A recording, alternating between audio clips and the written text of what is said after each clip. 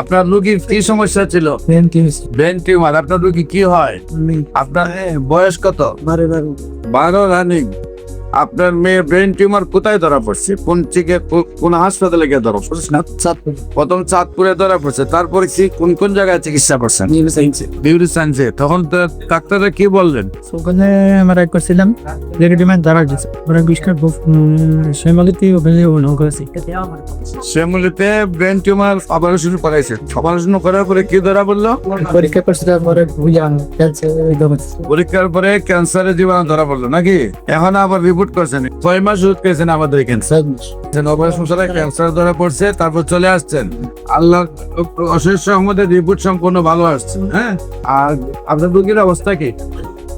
রোগীর অবস্থা আল্লাহর রহমতে ভালো। সম্মানিত দেশবাসী, বিশেষ করে আমরা কয় মাস ওষুধ খাওয়াইছে? 4 মাস ওষুধ খাওয়ার পরে রোগী সম্পূর্ণ রূপে সুস্থ আছেন।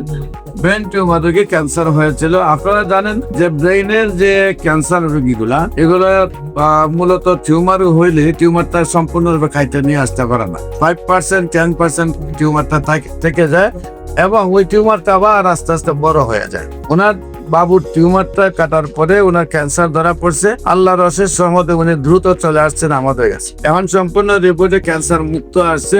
আল্লাহর রহমতে শারীরিক অবস্থায় ভালো আছে নাকি? শারীরিক অবস্থা ভালো আছে।